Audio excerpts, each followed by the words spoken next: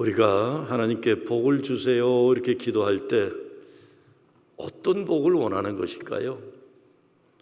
그리고 진짜 삶 사는 것이 무엇일까요? 오늘 레위기에서 하나님께서는 하나님 백성에게 아주 현실적인 축복을 약속하십니다. 철 따라 비를 주겠다. 땅이 선물을 내게 하겠다. 너희가 배불리 먹게 하겠다. 근데 거기서 끝나지 않습니다. 내가 그 땅에 평화를 주겠다. 너희가 누울 때 너희를 두렵게 할 자가 없을 것이다. 근데 오늘 말씀을 잘 읽다 보면 하나님께서는 그것보다 더 큰 축복을 약속하십니다. 풍요보다 더 큰 축복, 평화보다 더 큰 축복, 내가 너희 중에 행하겠다. 근데 축복의 전제는 3절입니다. 너희가 나의 규례와 계명을 준행하면 그랬어요. 14절 이하를 보면 불순종했을 때 오는 결과가 무엇인가를 또 밝혀주고 있어요. 내게 청정치 아니하고 명령을 준행치 아니하고 나의 규례를 무시하고 나의 법도를 싫어하고 나의 모든 계명을 준행치 아니하고 나의 언약을 배반하면 이렇게 되어 있어요. 그리고 16절 이하에는 결과가 열게 있는데 폐병과 열병으로 눈이 어둡고 생명이 쇠약해질 것이며 농사가 안 될 것이며 전쟁에서 질 것이며 땅이 황폐해질 것이며 유랑민족이 될 것이다. 무서운 재앙들입니다. 근데 순종하면 축복이라고 했어요. 이스라엘은 애굽에서 400년 넘게 종살이 했습니다. 애굽에서는 바로 왕이 주인이에요. 근데 모든 것 바로 명령에 따라 했어요. 바로 왕이 만들어 놓은 세상의 질서 속에서 살아야 했습니다. 하나님이 그들을 출애굽 구원해 내셨어요. 그러니까 하나님의 계명을 지킨다는 것은 어떤 종교적 규칙 몇 가지를 잘 지키는 게 아닙니다. 바로의 방식으로 살지 말고 하나님의 방식으로 살라 이 말씀입니다. 오늘 말씀 하나님의 방식으로 살 때 약속하시는 축복이 무엇인지 제시해 주고 있어요. 첫째는 충분함의 축복입니다. 철 따라 주신 은혜가 얼마나 중요한지 몰라요. 계절이 다른 것처럼 우리 인생 신앙생활에도 계절이 있는데 하나님은 적절하게 필요한 것을 주십니다. 시편 46편 1절에 보면 하나님은 우리의 피난처이시며 힘이시니 환난 중에 만날 큰 도움이시라 이렇게 말합니다. 이 말씀에서 환난 중에 만날 큰 도움이시라는 것은 sufficient help in times of need 이렇게 되어 있어요. 영어로. 그 말은 꼭 덜도 아니고 도도 아닌 그 필요한 만큼 주신다는 거예요. 4절과 5절을 보면 철 따라 비를 주고 땅에 산물을 내고 먹을 것이 끊이지 않는다. 그리고 5절에 너희가 음식을 배불리 먹고 너의 땅에 안전하게 거주하리라. 여러분 이게 우리 인생이 중요합니까? 배불리 먹는 게 중요해요? 네? 뭐가 이렇게 중요해요 이게? 너의 땅에 안전하게 거주하리라. 물론 요즘 미국 정책 때문에 그냥 불안하게 만드는 게 많지만 우리는 이런 것에 깊이 다가오지가 않아요. 근데 여러분 왜 이런 말씀을 하실까요? 이스라엘 백성은요 배고팠었다는 거예요. 늘 배고파야 했다. 늘 불안했다. 어디를 가든지 자기 땅이 아니니까 늘 불안하게 사는 거예요. 이게 그냥 뭐 이딴 거, 그들은 삶과 죽음을 결단하게 만드는 인생의 가장 중요한 거죠. 밥 먹는 거, 안전하게 이 땅에 사는 거. 지금 우리 인생에서 배고픈 일이 어떤 건지 생각하기 어렵죠. 근데 저만 해도요, 어린 시절, 중학교 때까지 꿈을 꾸면요, 자다가 이런 꿈을 꿨어요. 하얀 밥그릇에 하얀 쌀밥, 김이 모락모락 나는 거예요. 그러셨죠? 이상춘 장로님 뭐 나보다 더 가난했을 테니까 뭐 그냥 그런 거였어요. 우린 먹는 게 너무 중요했어요. 제 중학교 때 짝이 포천에서 왔어요. 포천만 해도 의정부에서는 또 시골이에요. 얘가 그 점심시간만 되면 슬그머니 나가요. 나는 이제 혼자 생각하기를 얘네가 그 땅콩을 한번 가져온 적이 있는데 자기 집에 땅콩밭이 있다고 그래서 이 포천에 큰 땅콩밭이 있어가지고 이거 혼자 땅콩 먹으려고 이게 사라지나 이렇게 생각했어요. 네? 그런데 내 짝이 그게 아니에요. 운동장에 가서 뽐뿌물 해서 물로 배 채우고 야산에 가서 점심시간 끝날 때까지 기다리다 내려오는 거예요. 한성이에요, 한성이. 그렇게 배고프게 살다가 고등학교 나오고 같이 입학했어요. 세 놈이 입학했는데 그 중에 하나의 한성인데, 여러분 가난이라는 게 얼마나 사람이 어려웠는지 이 가난 때문에 얘는 일찍 죽었어요. 내 친구인데 배고프고 가난하다는 게 옛날에 살 수 있는 게 아니었어요. 제가 아는 아틀란타 교회 집사님은 참 별난 분이시죠. 부자예요, 부자. 근데 참 돈에 대한 가치관이 다르시더라고요. 신방을 갔어요. 집에 가훈을 써놨더라고요, 크게. 가훈이 뭘까요? 집안의 어떤 가지고 있는 정신이에요. 가훈이 가난은 죄다 이렇게 썼어요. 가난은 죄다. 해방이 되고 할아버지하고 아버지 다 가족이 일본에 살다가 경상도 안동으로 왔어요. 고향 찾아. 어제 얼마 안 돼서 할아버지는 굶어서 죽으셨어요. 그래서 그 집사님 이렇게 얘기하시더라고요. 목사님, 저는요 너무 배고파서 항상 우리 동네 잘 사는 집에 가면 토끼를 키웠는데 토끼 먹이라고 어떤 채소나 사과 껍데기 이런 거 버리면 그거 주워 먹으려고 훔쳐서 먹었어요. 그렇게. 가난은 죄다. 그래서 아들은 치과 의사, 딸은 약사 키웠지만 그 원칙을. 근데 정말 신앙생활 잘하다가 영남대학인가 재산을 또 크게 결국은 그거 안 놀라고 그러다 70세 때 제가 집사님 아들 딸 다 잘 됐는데 돈 가지고 천국 못 갑니다. 자기가 영남대학을 나왔는지 안 나왔는지 모르지만 아이가 명예대학이라도 가난. 오늘 하나님 배불리게 하리라는 축복의 약속은 다시 말씀드리지만 너무나 처절하게 중요한 축복입니다. 저는 여기서 중요하게 단어가 배불리라고 생각해요. 하나님께서 남보다 많이 갖게 해주겠다 하지 않으세요. 우린 풍요를 많음으로 생각해요. 많은 거. 그러나 성경의 풍요는 충분함입니다. 많이 가지고도 부족하다고 느끼는 사람이 있지만 조금 가지고도 감사하는 사람이 있어요.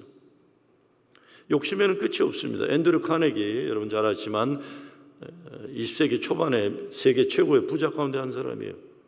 그가 유명한 글 더 가스플 오브 웨스트라는 글에서 부자가 재산을 쌓아놓은 채 죽는 것을 부끄러운 일이라고 했어요. 그 살아있는 동안 약 3억 달러를 기부했어요.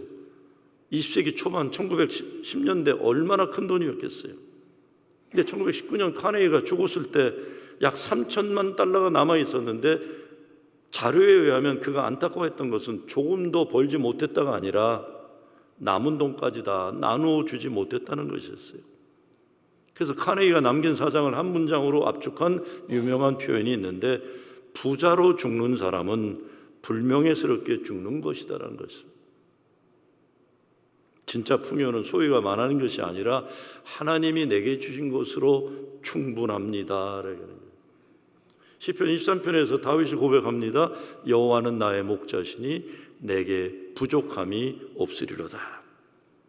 정말 다윗에게 부족한 게 없었을까요? 도망 다녔어요. 아들의 반역 때문에. 자기 신하들에게 배신당했어요. 자식들이 서로 죽이는 아픔도 경험했어요. 끊임없이 전쟁에 나가 싸워야 했어요. 그런데도 그는 내게 부족함이 없습니다. 왜? 하나님이 나의 목자 되시니. 하나님께서 우리에게 주시는 최고의 풍요는 하나님이 나와 함께 하시니 나는 충분하다 고백할 수 있는 믿음입니다. 두 번째, 풍요보다 큰 축복은 평화입니다. 6절에 내가 그 땅에 평화를 줄 것인즉 너희가 누울 때 너희를 두렵게 할 자가 없을 것이며. 참 아름다운 말씀이에요. 사람에게 두려움 없이 잠들 수 있다는 큰 축복이에요. 두려움 없이 누울 수 있다. 내가 그 땅에 평화를 주리라. 오늘 일비예배가 끝났는데 오랫동안 교회를 나오신 것 같은데 이름을 모르는 분이 계세요. 그런 분들 많이 계시잖아요. 등록도 안 하고. 근데 오늘 처음으로 말을 거시더라고요. 목사님, 저 내일부터 암 치료를 합니다. 그래서 잘 모르는 분이니까 그냥 주중에 한번 만나 뵙고 좀 이야기 좀 나누죠. 그러고 잊어먹었어요. 근데 안 가셨어 보니까. 그래서 제가 소예배실로 모시고 갔어요. 무슨 암이냐, 위암이다. 잘 모르는 분이니까 더 질문 못하고 그냥 기도를 했어요. 그랬더니 목사님 이상하네요. 왜 내 마음이 평온이 오죠? 여러분, 암이란 말 들으면 사람은 70%가 꺾여요. 마음의 70%가 이미 죽어버려요. 그래서 암은 육신의 싸움만은 아니에요. 마음과 믿음의 싸움이죠. 앞으로 어떻게 되는지 목회실에 알려주시고 알려주세요. 혼자 못 싸웁니다. 이거 암투병 혼자 못합니다. 내가 그 땅에 평화를 줄 것이다. 하나님의 약속. 이 평화를 위해 원수를 쫓아버리는 승리를 준다 그랬어요. 늘 침략당하고 쫓겨다니는 인생이었어요. 근데 이제는 끝까지 승리하게 하신다. 너의 원수들을 쫓으리니 그들이 너의 앞에서 칼에 엎드려질 것이라. 또 너의 5이 100을 쫓고 너의 100이 10,000을 쫓으리니 너의 대적들이 너희 앞에서 칼에 엎드려질 것이며. 평화는 내가 만들어내는 게 아니라 하나님이 주시는 겁니다. 그래서 예수님은 제자들에게 그러시죠. 평안을 너희에게 끼치노니 곧 나의 평안을 너희에게 주노라.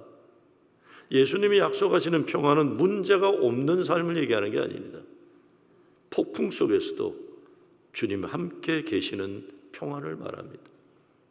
그러니까 우리 하나님 어떤 문제 속에서도 주님 때문에 평화를 잊지 않게 해주시옵소서 기도하는 거예요. 세 번째, 하나님의 축복은 공동체에 주시는 약속입니다. 오늘 본문을 읽을 때 아주 중요한 사실이 있어요. 하나님께서는 계속해서 너희라고 말씀합니다. 너희에게 비를 주겠다. 너희가 배불리 먹겠다. 너희의 땅에 평화를 주겠다. 너희 가운데 거하겠다. 개인 한 사람에게 주시는 약속이 아니라 공동체에 주시는 약속입니다. 이것이 성경이 말하는 축복의 중요한 특징입니다. 내가 잘 되었는데 옆 사람이 어렵게 살면 그 축복이 아니에요. 내 집에 음식이 차고 넘치는데 이웃이 굶어 있다면 하나님의 풍요는 이건 아직 완성된 게 아니에요. 나는 평화로운데 내 옆 사람이 두려움 속에 살고 있다면 하나님의 평화는 아직 그 공동체에 온전히 이루어진 것이 아닙니다. 하나님께서 아브라함을 축복하시면서 말씀하셨죠. 너는 복이 될지라. 복을 바라라에 끝나지 않아요. 복이 되어라는 거예요. 하나님께서 교회를 축복하시는 목적도 같습니다.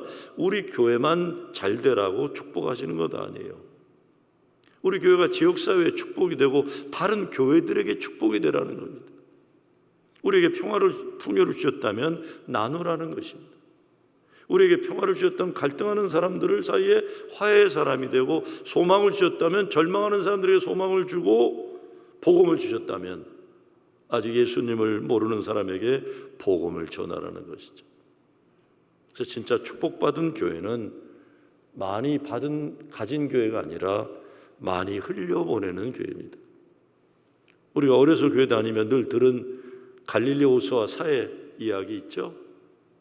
갈릴리 호수는 살아 있습니다. 낚시도 하고. 그런데 갈릴리 호수의 물은 어디에서 오는 것일까요? 북쪽 높은 곳에 있는 헤르몬산 일대에 내린 눈과 비가 땅속으로 스며들었다가 여러 섬에서 솟아나요.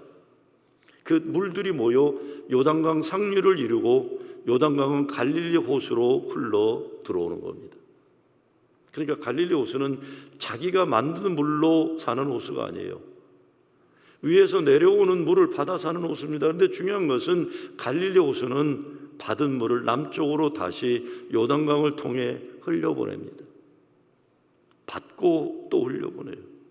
들어오고 내보내고, 그래서 갈릴리 호수는 생명이 있는 겁니다. 그 물이 계속 남쪽으로 흘러가 마지막에 도착하는 것이 사해입니다. 사해는 물을 받아요. 그런데 내보내는 곳이 없어요.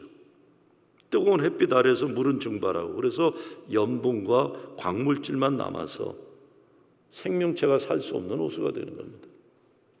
생명체가 살 수 없어요. 매우 짠 호수가 되었다. 신앙적으로 생각해보면 참 좋은 질문 하나를 던져줍니다. 나는 갈릴리 호수와 같은 사람인가, 사해와 같은 사람인가? 하나님께 받은 것은 많아요. 사랑받고 용서받고 은혜받고 물질받고 재능받고 평생 살아오면서 많은 사람에게 도움받았어요. 그런데 하나님께서 우리에게 주신 것을 우리 안에만 가두어 놓고 있다면 어떻게 될까요? 하나님의 축복은 소유할 때보다 흘려보낼 때 생명을 만들어냅니다. 교회도 마찬가지입니다. 교회가 하나님께 받은 은혜를 교회 안에서만 누린다면 물이 고이게 돼요.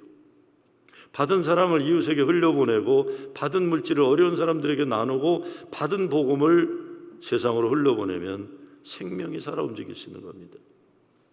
하나님의 축복은 쌓아 놓으라고 주신 것이 아니라 흘려보내라고 주시는 거예요. 그러나 가장 큰 축복은 하나님 자신입니다. 오늘 본문의 절정은 풍년이 아니에요. 평화도 아니에요. 11절과 12절이에요. 나는 너희 중에 행하여 너희의 하나님이 되고 너희는 내 백성이 될 것이니라. 나는 너희의 하나님이 되고 너희는 내 백성이 될 것이다. 이것보다 더 큰 축복이 어디 있어요? 비를 주시는 것도 축복, 곡식 주는 것도 축복, 건강 주는 축복, 평화 다 축복인데 진짜 큰 축복은 하나님이 나의 하나님 되시고 우리의 하나님 되시고 내가 하나님의 자녀 되는 축복이에요.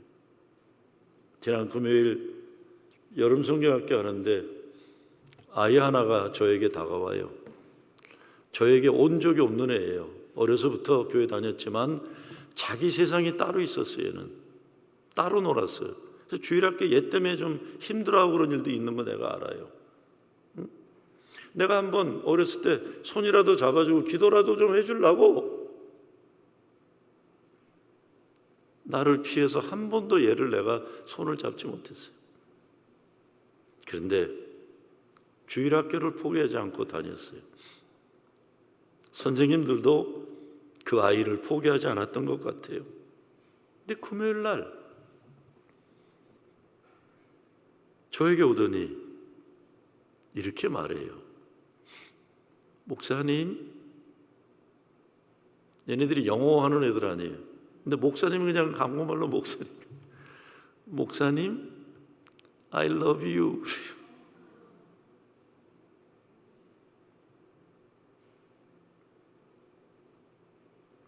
한 번도 말을 하는 건 내가 대화가 됐던 애가 아니에요. 나는 늘 아유 저놈 저 어떡하나. 주일학교 다니면서 행복한 경험들이 그 아이를 열어놓게 된 거예요. 내가 간 게 아니에요. 자기가 나한테 와서 목사님 I love you. 나는 주일학교 애들 행사 때 1년에 한두 번 가서나 내가 애들 얘기해 주. 내가 애들하고 지내는 시간이 없잖아요. 목사에게 이보다 큰 축복이 어디 있고 행복이 어디 있겠어요? 그 어린애가 내 목사님이다. I love you. 너희의 하나님이 되고 너희는 내 백성이 될 것이다. 큰 축복입니다. 여러분 그 축복받은 분들이세요. 마지막 13절은 오늘 말씀 전체를 이해하게 되는 열쇠입니다. 나는 너희를 애굽 땅에서 인도하여 내어 그들의 종이 되지 아니하게 한 너희의 하나님 여호와이니라. 내가 너희의 멍에의 빗장을 부수고 너희를 바로 서서 걷게 하였느니라.